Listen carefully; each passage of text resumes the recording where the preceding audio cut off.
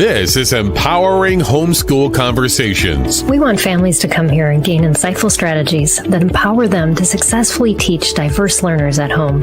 Hosted by founder and CEO of SPED Homeschool, Peggy Ployer. Our goal is that these powerful weekly conversations will boost your confidence to cultivate the best at-home learning environment for your student. For more homeschool resources, go to spedhomeschool.com. You're listening to Empowering Homeschool Conversations with Peggy Ployer.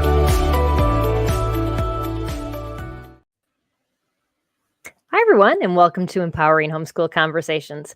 Today, we are going to talk about how to unlock your students' potential with AI. And this is part one of a two-part conversation that I'm going to be having with Hannah Williams. Welcome, Hannah, to the show. I'm going to quick read your bio, actually, so that everybody kind of knows a little bit about you. So Hannah is the founder of DeSkills, a VC-backed startup shifting students from test prep to life prep. It's the hub where motivated teens learn new digital skills, plus convert themselves into real-world projects, helping them leave high school with more experience, plus connections that most college graduates don't have. The vision is to equip 1 million high schoolers with impact portfolios, so they are set to forge their own paths in life. Hannah is also the author of a top-selling book, A Leader's Guide to Unlocking Gen Z, and a TEDx speaker, plus top 10% charting podcast host. Welcome to the show, Hannah. I'm super excited to be talking to you today about AI. Thank you, Peggy. This is going to be such fun. And I say fun intentionally. I know this sort of topic can be kind of scary, but I'm so excited. And something that my bio didn't mention is I'm actually a homeschool graduate. I was homeschooled K through 12. So excited to delve into that as well. Well, and I think that's really, it's important to know that, because the more homeschoolers, that you meet, and I homeschooled for 19 years and, continue to meet homeschoolers just being in the community. And a lot of homeschooled students really think outside the box. And that is not a bad thing. It's a great thing. It is. It's an awesome thing. And I really want you to talk about that a little bit and how parents can encourage that. But I'd love to first start out with your story and just how did you end up working with AI and what's the story behind that? And then continue to help other students in this realm. Yeah.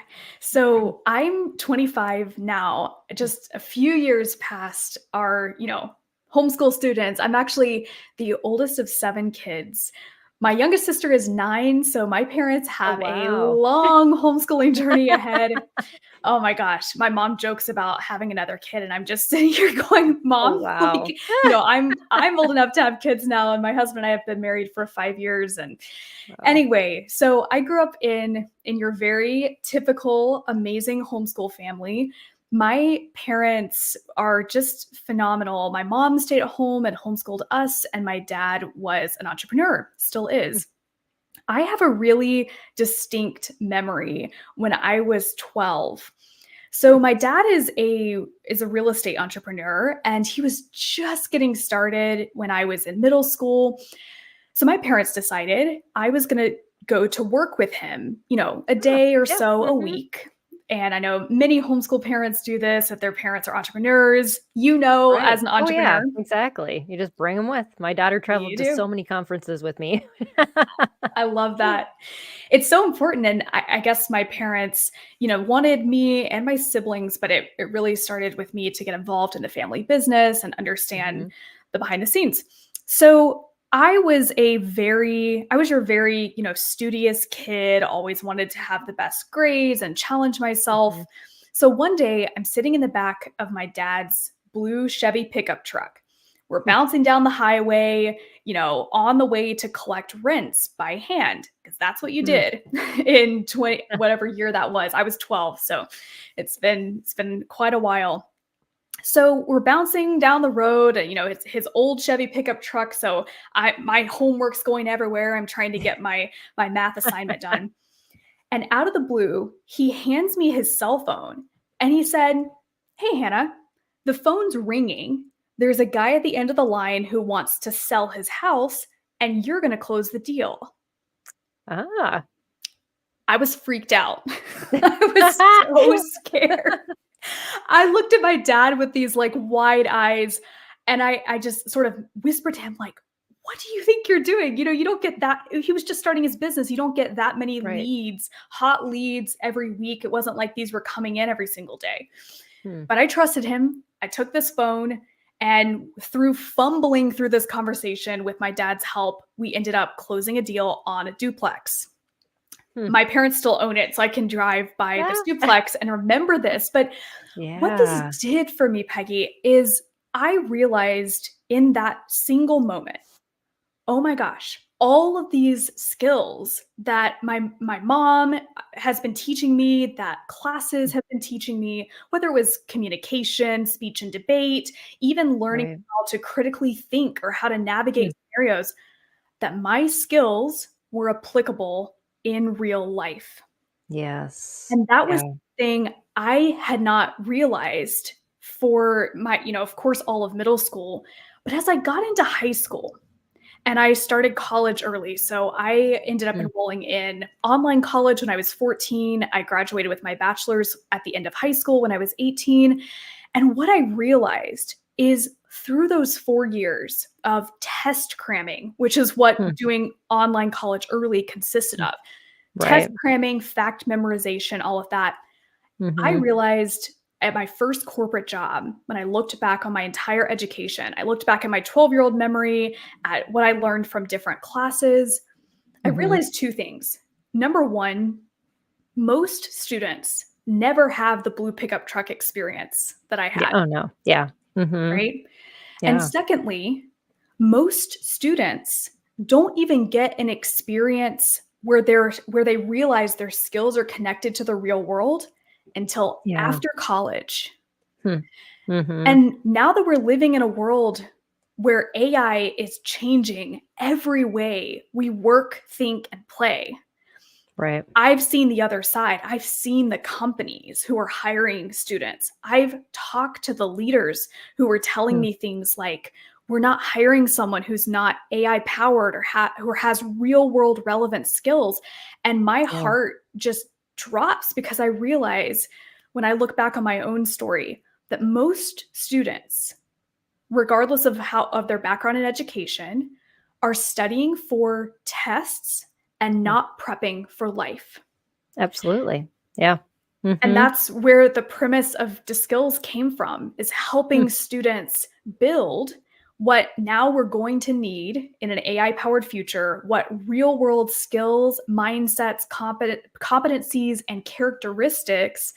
students will actually need to thrive in careers or starting their own business, whatever comes after high school. It's awesome. It's amazing to see the stories, which I'll share in a little bit, of what Yeah. students are able to achieve with that mindset. That's awesome because, you know, we my daughter's in college right now, and it's just they just keeps telling them over and over again, don't use AI, don't use AI, that's cheating. But I want to flip that script, and I know you do too, about how it's not cheating. And you're talking to a community who is told a lot of times, well, it's cheating if you help your student, if you provide accommodations or modifications. So our community is a little different because we're already tweaking and changing things a lot. So maybe a little more open-minded about how AI may be helpful. So that's a plus, because I know when we first talked, you are like, are you willing? Because I know there's a lot of people that have very closed minds and are very scared about AI. Can we talk just a little bit about that first, where those fears come from, and maybe debunk some of them? Absolutely. So I've worked with about 3,000-ish companies at this point, and of course, hundreds and hundreds of parents and students. And the common sort of sentiment I hear about AI is one of two things. And I hope that we're shifting this. And I love your Yeah. community, Peggy, because the openness is so critical to have in this age right now. So Yeah. the two mentalities that I hear are either, oh my gosh, I love this. It's changing my life. And Hmm. you know what's interesting? And the reason I love that we're having this conversation, students who have dyslexia, ADHD, all of that are some of the fastest adopters of this tech. My sister's that's one of awesome. them. She's getting Mm. through college because of it. So Hmm. we'll talk about that in a second. So Yeah. that's one response. The other response is complete fear. Complete fear. And I totally get this. I mean, I think we've been influenced by media for a long time to sort of shape our perceptions of what artificial Right. intelligence is. And we're taught to think of it, based on even something like Terminator, we're taught to think Right. about AI as some form of actual intelligence instead of Mm. a computer algorithm. Yes. Yeah. And because of that, there's the temptation to, instead of viewing it as a tool, we've been Mhm. hyped up for decades to think that as soon as we've got artificial intelligence, we've got something that's going to completely take over the world and turn into, something that kills humans. Like, there's so many misconceptions. Mhm. Now, Right. this is something that I find really, really a really helpful lens or way to think about this tech. So, if as a parent or a leader or an educator, you can view what's happening right now with AI as similar to what happened with the calculator back in Mm. the 80s. So what happened then, and I was not alive then, so you could probably tell me better, Peggy. But Yes. there was a time when schools were banning calculators, right? Oh, Because it absolutely. was I remember cheating. that. Yes. Mhm. Now, of course, AI is at a much larger level or a bigger, massive scale and scope. But if the same premise applies, Mm. we as humans have defined what is cheating or what we should be afraid of. Very true. Yes. If we instead had the lens, what level up could our students achieve with access Absolutely. to this tech? That's a Mhm. much healthier way to view this. Now, is Yeah. there still, the potential future where humans empowered with AI could do radical evil with it? Yeah, absolutely. Could they That's also with do anything. radical Yes. good? Yes, they Yeah. could. Mhm. So that's how I view this. I'm definitely not a pure optimist when it comes to AI.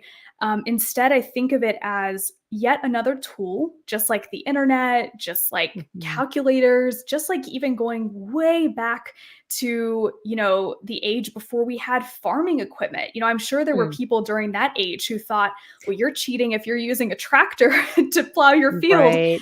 you know, because you're getting rid of jobs. And I Mhm. use this illustration all the time of, imagine you could go back to the pre-industrial revolution. You could go back to when people were planting seeds by hand. You got to know Right. there was some person out there who bought a brand new tractor and used it to plow the way to where their workers were still sowing seeds by hand, right? That's Yeah. all they Yeah. used it for. So, and Right. that's what the temptation can be as parents, as Mm. even That's so educators, good. to sort of Yeah. handcuff kids from the future. And we're all Mhm. about on this conversation talking about how to not do that. Right, absolutely. I love that analogy because, my kids, I remember when AI first came out, and my kids are now adults. So it was kind of in their teenage years that it was hitting, and they were like, it's going to steal jobs. And I'm like, but you got to think, jobs just change. And I had heard a couple of years ago that the thought is now that kids graduating in this age will change careers 7 times in their lifetime. And so they're gonna be changing anyways, and how are we preparing our kids? Are we holding them back from what the change is, or are we moving with that change and equipping them for that change? And so that's really a great analogy that, you brought up because, yeah, I mean, for sentimental reasons, we can want to go back and plant our seeds by hand. But for practical reasons, I have a brother-in-law who farms thousands of acres. He's not gonna do it by hand and keep Exactly. up with the day and age. Yeah, it's just not gonna happen. So, yeah, that's a really good point. So so we're gonna get into some practical things, hopefully that can just enhance your school, but also enhance your teaching, and enhance your home. Hannah has some great things to talk about. So what would you like to kick off first? Gosh, okay, there's so much, and we're going to get practical, but I have to say Mhm. this first of all. When we have this conversation about AI today, and I hope this comes through in my heart and how I talk about this, I hope that everyone listening is hearing this. So we're talking about AI not as just a tool. We're talking about AI as a future changing movement. Hmm. So, what I mean by that is we're about to go into some really practical things to make GPT, which is an AI tool, really Right. accessible. So you can get like excited about using it or help Mhm. your kids if they've got learning differences. Right. And at the same time, what I hope is like very clearly underscored is what I'm passionate about here at Skills and the work we're doing with kids and the empowerment we're able to give them is asking the question, what skills and mindsets do our students need to have to thrive and make a difference and be impactful leaders in a Yes. world where AI powers the future? It's Mhm. not just going to require technical skills, like technical competencies around AI. That's a good place to start with getting your kids interested in learning this tech. But the Right. bigger question, to your point, Peggy, if kids are going to have 7 to 10 careers, not Mhm. jobs, careers in Right. our lifetime, then what competencies come from that? Yeah. Change Mhm. management, the ability to adapt, tenacity, resilience, communication, Mhm. collaboration, the things that make us uniquely human. That's what I'm all about, is the Yeah. skills, not just technical skills. So I wanted Yeah. to Yep. make sure that So, was clear. yeah, and we're gonna focus our second hour more on that, end of the conversation. Sweet. And so this first part is gonna be a lot more practical, just about unlocking your student's potential. And so we're gonna talk about just how you can use it to set up your school. If your student has specific learning challenges, can AI help with that? How can it help you be a better teacher, help them be a better student? So we're gonna focus all on that. So part two, we'll focus more on the future ready. Sounds And good. so that's why we're doing a two parts conversation, because there's just way too much content and we don't want to like cut anything out that you really want to hear about. So, or we really want to Awesome. tell you about, because you don't even know you need to know it. Exactly. Okay, cool. So let's get really practical with some things here. I know that we had a question come in about dyslexia, and I don't know, do you want to go Yes. into Yeah, that Valerie now? asked, she said, "How can I use AI to support my student who has dyslexia?" And just know too, if you're watching live, we have live viewers on right now. If you have a question, how do I help with this? Put it in the feed right now, because we want to address that as well. Awesome. So I'll share my screen in just a minute with an actual AI tool on it so you guys can Mhm. see how this plays out.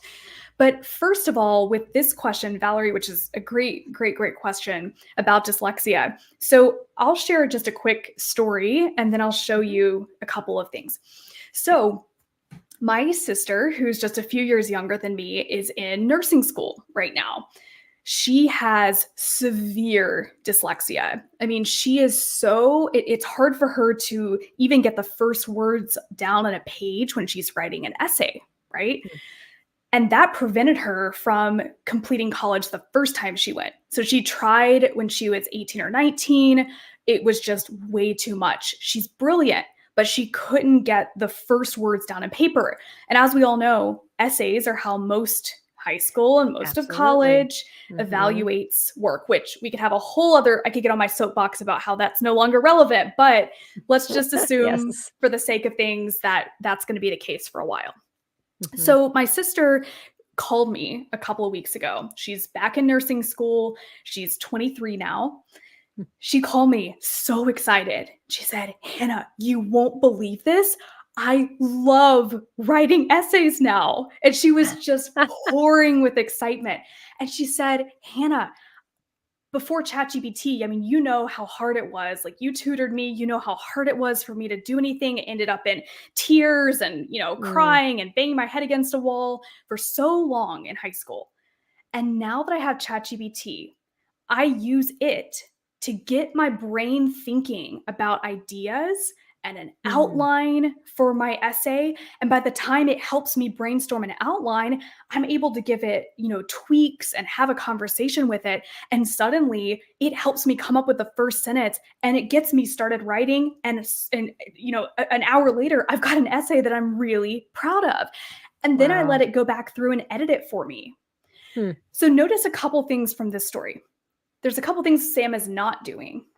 First thing she's not doing is having AI write the entire paper for her. Right. This is a really big challenge that so many schools and parents I talk to this is where some of the fear comes from. Right, exactly. What if AI just completely takes over the work that my student is assigned to do and they just don't care? Yeah. What we find is that the opposite actually happens.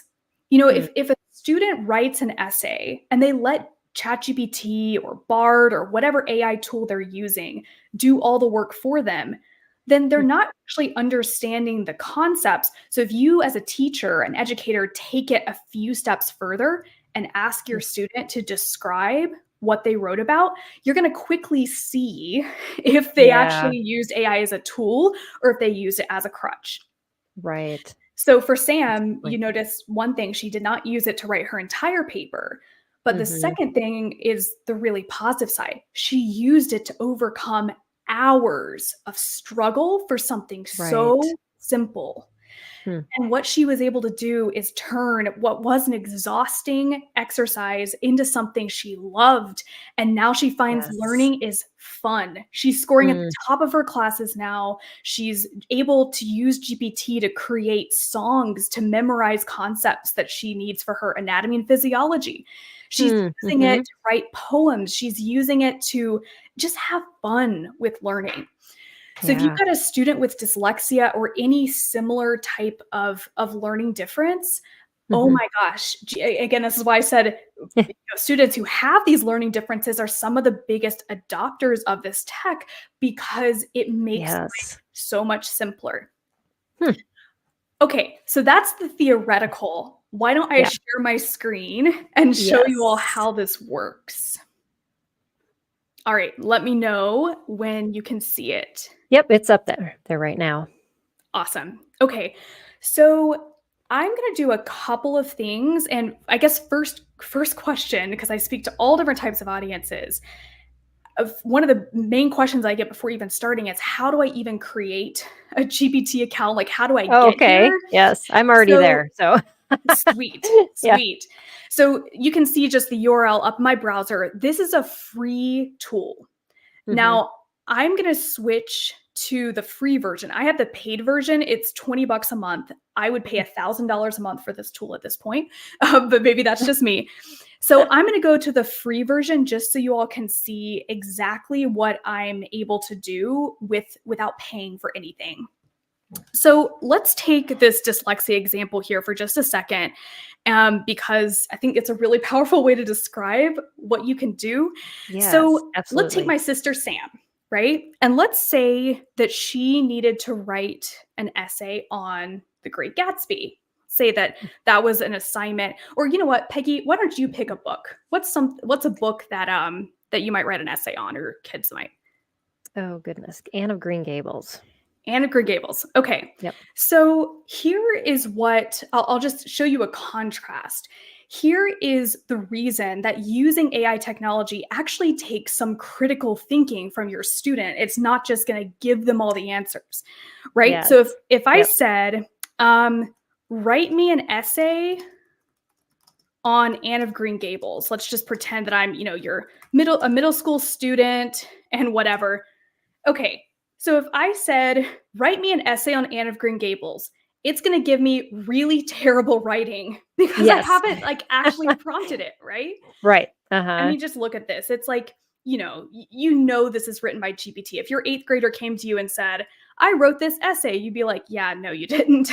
It's very obvious. Okay, Right. so it says, at the heart of Anne of Green Gables are its memorable characters, each contributing to the richness of the story. So Mm. it's so generic. It's like a Wikipedia article, Yeah. right? But you saw how fast it did that. Oh, yeah. Mhm. Okay, so now we're going to open a new chat and I'm going to show you what the process of writing an essay could look like Hmm. if your student has understood how to prompt GPT Yes. effectively, Mhm. right? So you'll see here it takes critical thinking, it takes a good understanding of like English and grammar to get what you want to out of this tool. Yeah. So let's say this instead. I am in ninth grade and writing an essay about Anne of Green Gables. And I'll put just the first book. All right. And then I'll say, you are a creative writing assistant. So I'm conditioning it to tell Right, me, exactly. You tell what it's the tell job what that it's supposed to do. Yeah. Mhm. exactly. You're a creative writing assistant. I will write the essay. Your job is to give me creative suggestions and edit my work. Okay, so then I'm Mhm. going to come down here and say, first, you will provide 10 suggested themes or topics we could write about.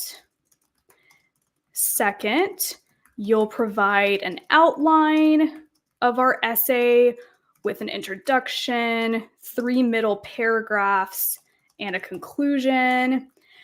All right, you can make this prompt as thorough as you want it to Mhm. be or as Right. unthorough, as you saw with Yes. my first one. And Yes, and then unthorough thirdly, gets nothing that you really want. You're just going, "No, not exactly. exactly what I was thinking."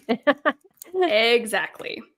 All right, so then I told it'll write, a first rough draft. So it's going to, as an AI, because remember, it's my creative assistant here, it's Mhm. going to give me suggested themes first. Now, Right. because of the way I prompted it, it went ahead and gave me an outline, which is probably True. not great. I would have liked it to stop here and like ask me, Mm. which theme do you want to Which use? theme? Right. Now, you can go back up here because if I made that mistake and I didn't Right, want and you can that, I edit it. could Mhm. go back here, get rid of it, and then submit it again. And then I'll add that in the future. Mhm. Okay, so let's walk through this. So, Peggy, do any of these topics stand out to you? It's kind of hard for me to read. Let me put Oh my glasses no. on. Let me see if I can zoom All in right. as well. No, that's okay. Um, The Power of Imagination. I like that Love one. it. Yes. I love That was actually topic the topic number I was one. thinking of when I thought of Anne of Green Gables, is that just how yes, she's just so flamboyantly, creative. Yes, I love her character too. Okay, so let's tell GPT. I love topic number one. Now, please write a let's see, we'll just tell it to write an outline with an introduction, 3 paragraphs, and a conclusion. Okay, so now it's going to take our topic and give us an introduction plus the 3 paragraphs. You can look at these topics, it gives you a Mhm. hook, the genesis of Anne's imagination, imagination as a catalyst for growth, and then a conclusion. Hmm. Now we can decide, do we like this or do Right. we want it to Exactly. rewrite? Mhm. So I could say, please, I like the outline. Please give me a different option for paragraph 3. And then it will give me a different one. Hmm. Okay, so now just to rush through this a bit, but you could Yeah. say as a student, great. Now, please write our intro paragraph. So you're guiding it through, as you can see, through the process here of writing something. You Mhm. ultimately have to be the final say on this, right? Like you Right. have to be the one to say, do I want it to have this tone? In the world of Anne Right. Shirley, the ordinary is never quite what it seems. Like this is good, but It's is it good, my but it writing? may not be your voice, and so the student Exactly. would have to change it to their voice in order to make it, yeah, theirs. So then the student, if they're really being creative, and this is how you as a teacher, as a parent, your writing style or your instruction style can Mhm. shift based on what you want your students' outcome to be. So you might have them creatively figure out a way to make sure that ChatGPT outputs writing in the student's voice. So one thing they might learn is how to take paragraphs of writing that they've done, copy it here into GPT, and get the GPT to match up with their writing style. Okay. So there's so many different things you could do, right? So if we like the intro, and we won't finish this whole essay, but you could say, okay, now write paragraph 2, then 3, then, go back and edit the whole thing.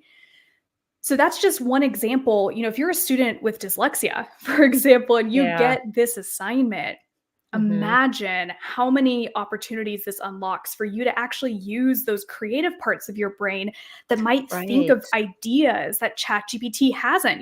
If you were to come down here and say, I love this paragraph, but I'd like to focus more on Anne's response to Gilbert Blythe when he, I don't know, pick a scene, when he, what is it, like slams what does he do? It's not a rock. It's been so long. Oh, yeah.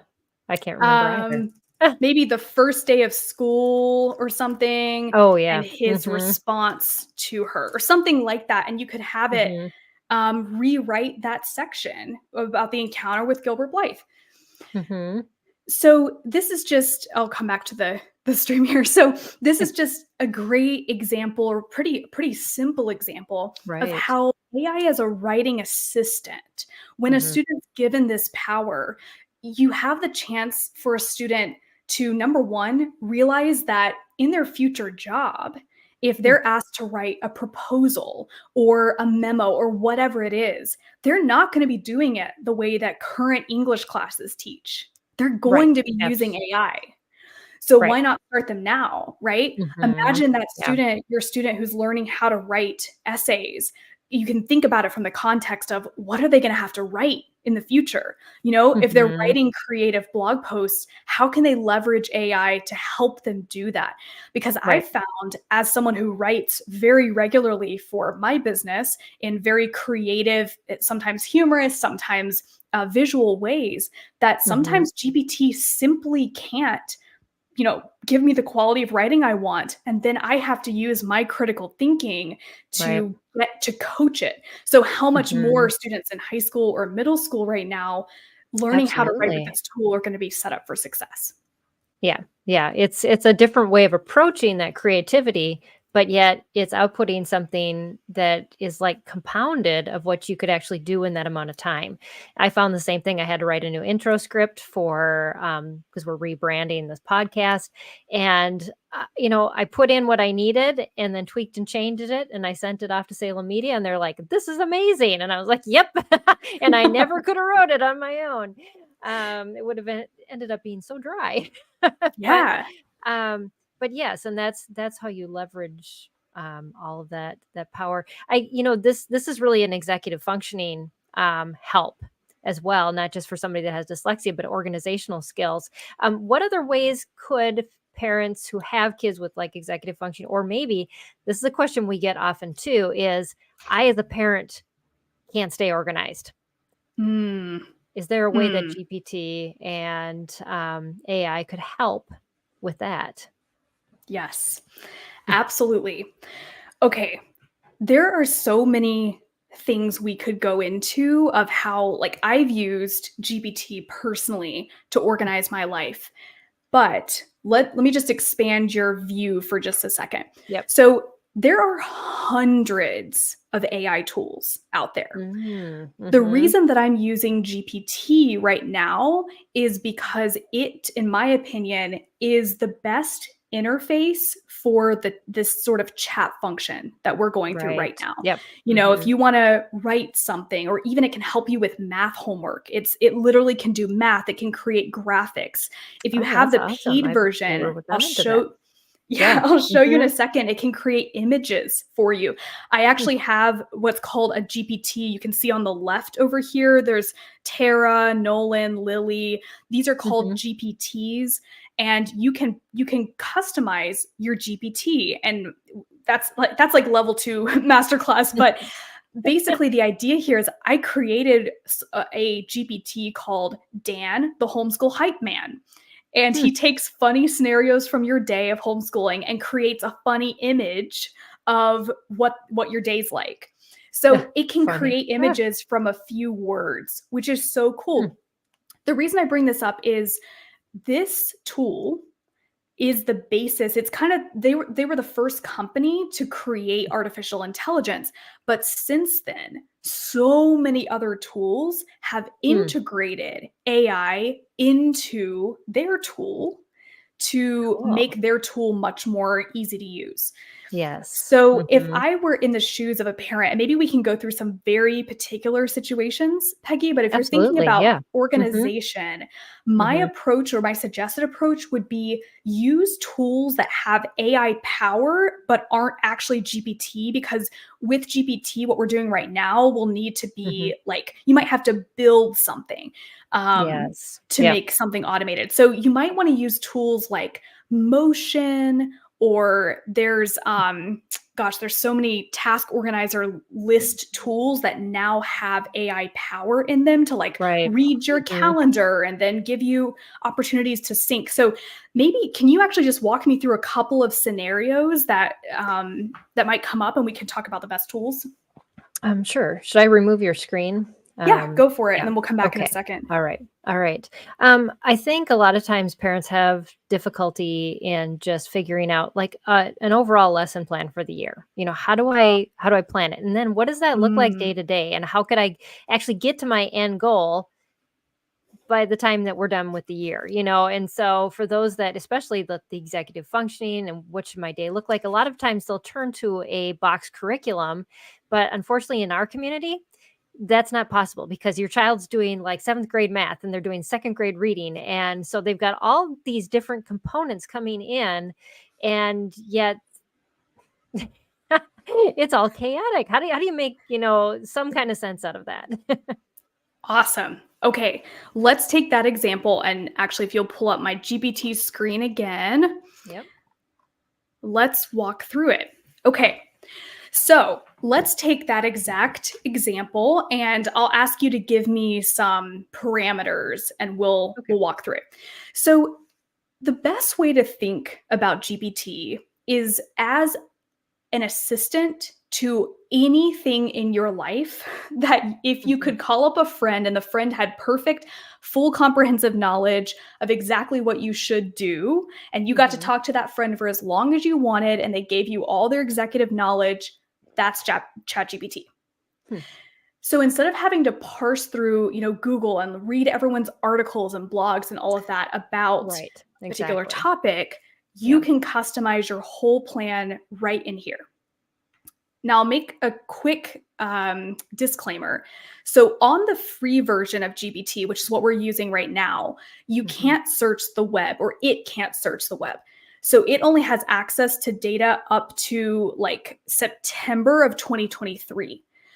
Now, Okay. if you pay for the paid version, there's some really cool things you can do, which might help in this scenario. Hmm. So, here's one thing you can do: you can upload files. So let's Oh, say okay. that you had one of those in the box curriculums that you were Mhm. using. You could actually upload the PDF of that Okay. curriculum and then Mhm. ask it to customize a lesson plan based on specific changes that your child needs. Okay. So that's one thing to know. The second is this is where image generation happens and Mm. where web searching happens. So just as a quick example before we get into our official example here, if I just Mhm. said search the web for ideas on how to help my child with ADHD focus. I don't know. Let's just say that Yeah. that's Yeah. the web search. Mhm. That's a big one. You'll Awesome. So you'll see here, and this is the part that with streaming, it sometimes has trouble doing, but you'll Got see it. here it thought for a second, and it was actually Right. searching the web Mhm. on the back end before it started giving us results. It also will give us like, references of where it found the Okay. information, Mhm. etc. Okay, so let's go back. I'll use the paid version for this example since we may want to, search the web, upload things. So Mhm. let's go through your example of, let's say we're building a lesson plan. So give me a couple of pieces of info. So let's say I'm a homeschooling parent building a lesson plan. We'll do it like Mad Libs for my what grade student? How about fourth grade? All right. For my fourth grade student, he has what learning differences do we want to put in here? Let's put ADHD and autism. All right, perfect. Let's now say my goal is to build a comprehensive what subject? Let's do math. Math lesson plan for the spring semester. It should be, let's just say you've got a 15 weeks in your spring semester. You do it a little bit differently from typical school. It should be 15 weeks long and take approximately, how long do you want it to take him each day? About 15 minutes. 15 minutes per day. Awesome. Okay, so you can see here that I am, I'm giving it parameters. I'm telling it very specific ideas of what I want it to be like. Now let's do something that we didn't do in our essay example. Let's have it pull from other references of curriculum that we've liked. So what have been some curriculums that we think it should sort of inspire the lesson plan based on?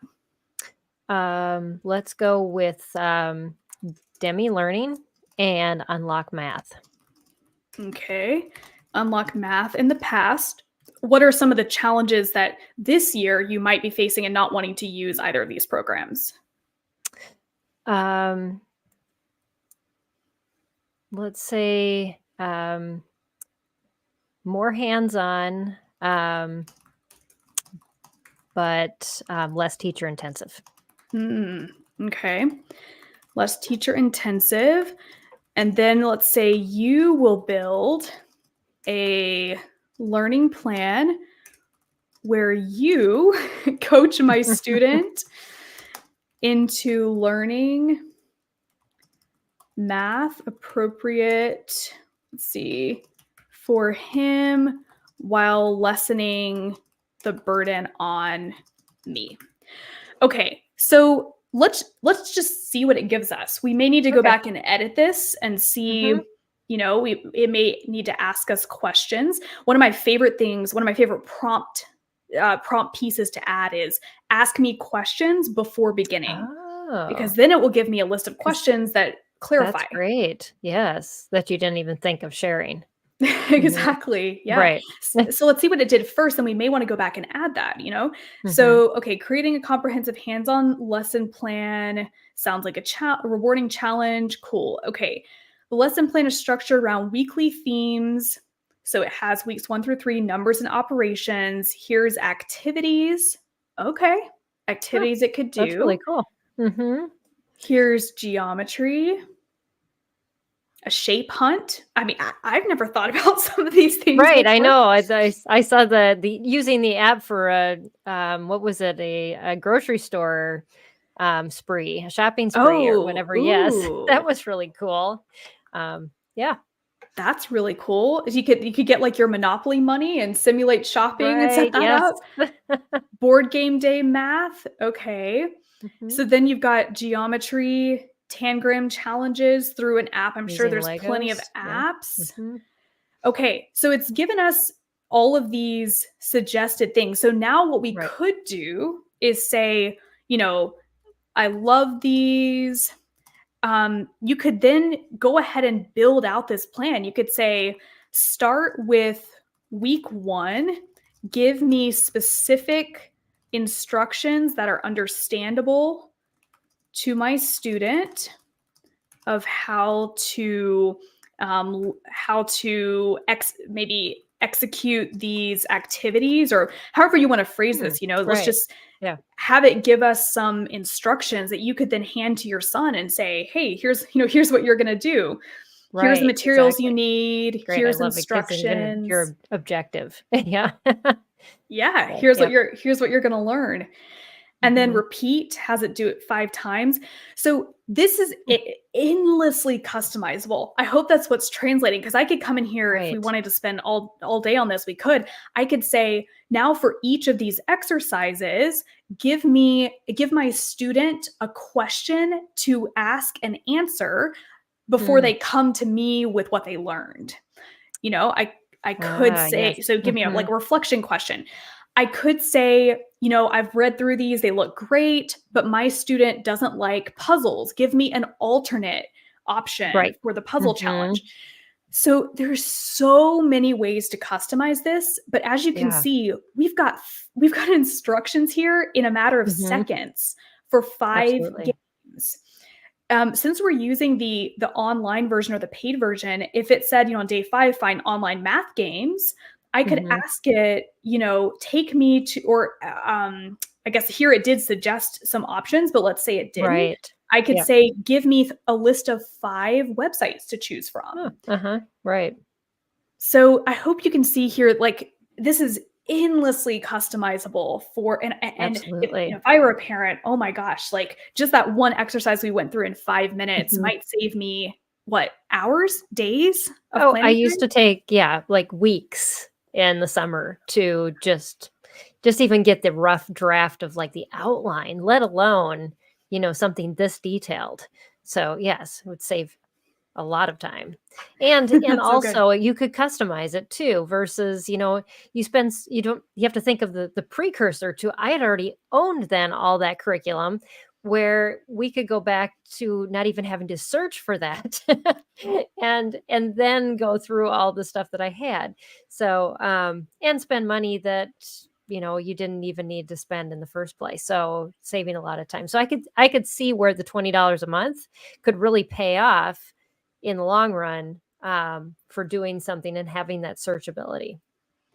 I'd even go so far as to say that, thinking, of course, about your fourth, your fifth, your sixth graders, but going into high Mhm. school, college readiness, all of these things, that $20 a month subscription is, it is almost replaceable of a private tutor.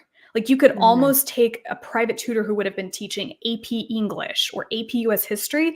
If you prompted this correctly, you as a parent could set up Oh, the yeah. same amount of challenging exercises, whatever, using this assistant with Hmm. unlimited chats, unlimited, like these GPTs, which again we could get into in a later session. Right. You could Mhm. get into building out an AP US history tutor that's Hmm. trained on all the AP requirements. There's so many customizable options here. And if Yeah. for a very savvy parent, you could probably replace 90% of all the other, money, whatever you're spending on curriculum, just with this tool. Right. Absolutely. Yeah. So we've got about 10 minutes left of this hour. Now just know that we have a whole nother hour. But that's not going to be live. It's going to be recorded. So you'll have to watch it later. And so keep you hanging.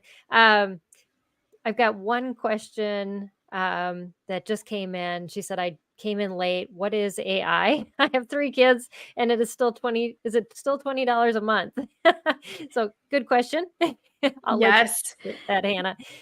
So quick recap. So first of all, earlier in the session today, we were looking at the free version of ChatGPT, and we were writing essays with the free Hmm. version. So if you're someone who's like, I can't make the $20 a month happen, then you can use the free version and get a lot of Right. cool things out of it.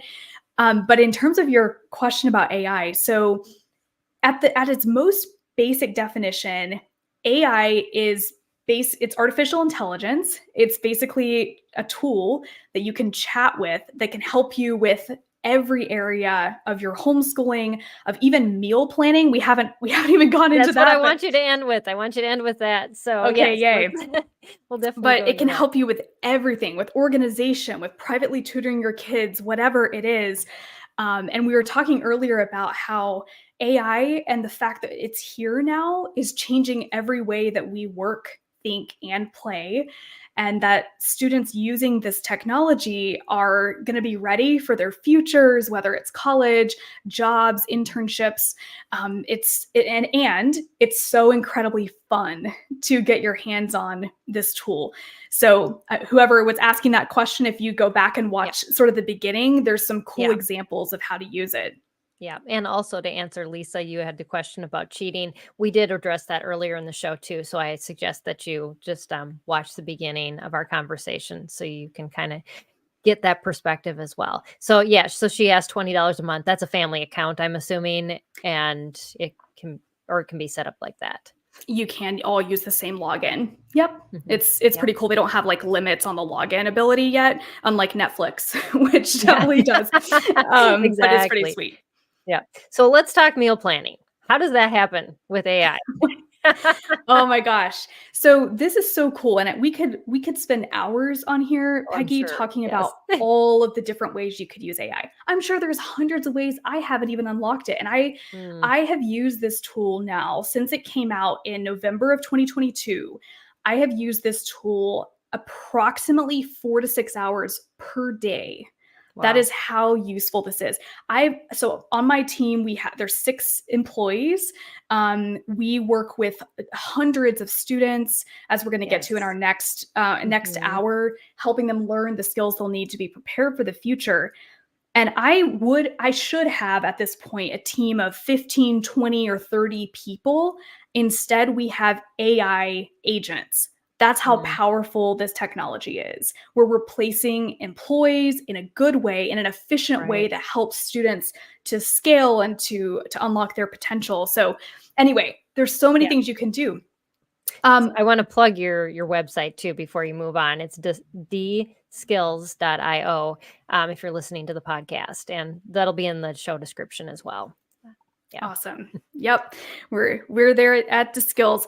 So let's go to meal planning, because this technology, when it first came out, it was just the free version that we were using to write the Anne of Green Gables essay. But now that we have the paid version, and this is why I literally would pay $1,000 a month for this tech at this point.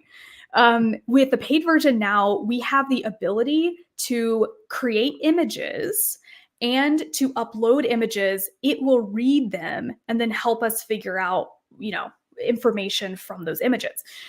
So let's imagine you're doing your weekly meal planning. Now, I have a set of dietary restrictions, and I have PCOS, and I try to follow like certain diet plans throughout each week of certain foods that I'm trying to focus on. So we could get really complicated with this. I'm going to show you the really simple version that you can use. And then there's level 2, which is if you take all your dietary restrictions into consideration, you could, build a GPT that does this for you in literal seconds each week.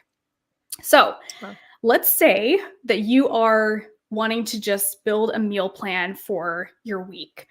What we're going to do is actually upload images. I took some images of what's in my fridge before coming on the session.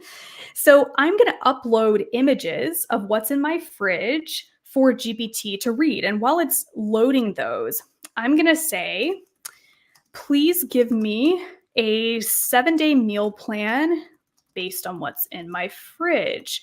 Focus on let's just give it some criteria. So Peggy, when you're planning your meals, what criteria might you give it? That there's 3 adults eating dinner. Everybody eats breakfast on their own. Needs to be vegan, gluten-free. Awesome. Okay, so 3 adults eating dinner. We have 3. Is it 3 kids at just home? 2. 2. Okay. 2 kids who eat breakfast in the mornings with us as well. Let's just say, needs to be vegan and gluten-free, although I don't think that'll match what's in my fridge. We'll pretend it's gluten-free bread. We'll just stick with vegan here so it doesn't get confused. Yeah, that's good. All right, so needs to be vegan. Please give me ideas for 2 dinners that can be, or maybe let's say 2 lunches that can be made in the crock pot so we could have like leftovers, and make one dinner international themed. All right. So as you can see with all of our other examples here, you can customize this as much as you want. You could spend, 10 minutes here making sure it knows, stay away from these foods, whatever. Oh, yeah. So Okay. Mm-hmm. what we're going to do, and again, this with the images and stuff, because we're streaming, it's going to be a little slower, but watch it read what's in our photos. And then it's going to give us suggestions based on a combination of what we asked for and what's in our fridge.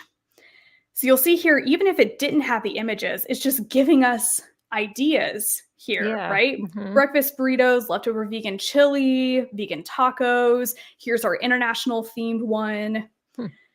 Okay, so here's just basic ideas. I'm just going to pause this so you guys can see it was reading the images. So give me a list of all the items in my fridge / pantry.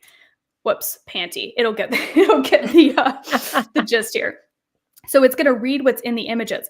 Now, what I could do at this point is say, now, I like this meal plan. Go ahead and give me a shopping list for everything I need, right? There's actually a plugin here where you could plug in like Instacart for like connect it to your favorite grocery stores, and it'll automatically send it over to Instacart and place your order. So, but just for the sake of this section, look and see as it's literally listing what it saw in my fridge. And this is very accurate. There's a couple of things that are off here, but I mean, it caught that I had sweet potatoes, coleslaw mix right there. It caught that I've got, sauces. So it's literally catching everything, including some brand names. Wow. So if you were, I showed my mom this at one point, and she's been able to reduce her amount of meal prep time for a family of 9, like insanely, through each week, because all she has to do, snap pictures of what's in her fridge. There's a mobile app, so you could take the pictures on your phone, upload them directly to the app. Right. So you wouldn't even have to upload them. Exactly. Take that extra step. You can do it on your phone. Say, hey, what's in my fridge? It'll read all the items, and then even if you were not planning for the entire week, even if you were just planning for a last minute dinner based on what's in your fridge, you could say, please give me last minute dinner ideas based on what's in my fridge. So if you wanted, I'm just going to pause it. So just based on the pictures that I took, you could have it just give you last minute meal ideas. So again, this is endlessly customizable of what it has the capability to do. And it doesn't even just give you the vegan tacos. It tells you exactly how to use what's in your fridge to make those tacos. Exactly. Yeah, it's telling me, okay, you got greens, tomatoes, coleslaw mix. You could use that to make this. So, and if you don't like the options, say, give me 10 more. And it's literally I've never had, it doesn't just give up and say, well, no, you're finished. That was too many ideas. It'll keep pulling new ones and giving you new ideas, new themes. So that, and take that, of course, and extrapolate it to all the other areas we haven't even talked about, whether it's personalized tutoring, image generation of like, your kids doing creative projects, or maybe they need images for a flyer for a church potluck, or like you could literally generate all of that inside of this tool. Wow. That's amazing. Well, our first hour is wrapping up. I want you to definitely plug your website, talk a little bit about what you do and the services you offer homeschoolers, and just know we're going to continue this for another hour. It'll come out on Thursday on YouTube. The podcast will come out a couple days after this podcast comes out, which is in a couple weeks. So anyways, but just know that Hannah has so much more to share, and we definitely wanted to highlight that. But we're going to talk about building future skills is the next conversation we're going to have too. But talk about the skills and just what you guys do, and how people can find you. Yeah. So I mentioned, for those of you who joined late, that I'm 25, just a few years older than many of our students. Skills is a hub where your students could come to build these real life, real world skills they're going to need for their futures. So at its core, our core engine is a 10-week gamified sprint where students leave with 3 things. They can go from 0 technical skills or even confidence in themselves to 10 weeks later, leaving with 3 things. Number 1, 50 LinkedIn connections. So students actually connecting with professionals, building their network early. Number 2, a paid impact project. So we essentially, through the 10-week sprint, students level up on these digital and AI skills we've been talking about, and they convert them into real world impact projects that help small businesses in their community. We show them how to find those businesses, whether it's local or online, and then do a project helping that business with their digital competencies.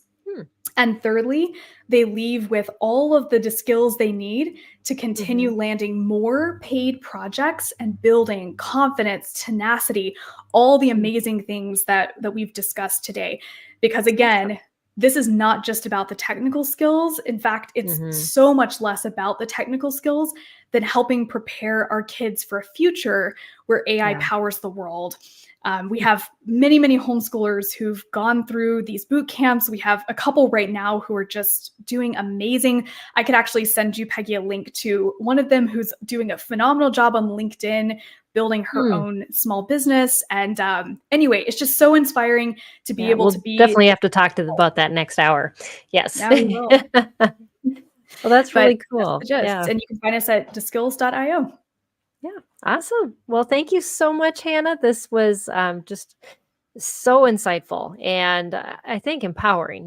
That's what we really want to do, is just empower parents to do what they're called to do and teach their kids. And a lot of times we just run out of time, but having tech that can ease up some of that. And so thank you for all that you shared. This was amazing. And thank you all who joined us live. We'll be back again. For the next video that you'll see on the next podcast, I'll be talking with Hannah more about just AI, but we're gonna hit the other side and making kids future ready. And what tech talent needs to be there. But then next week at this time, we're going to talk about how do you practice what you preach and model biblical truth at home.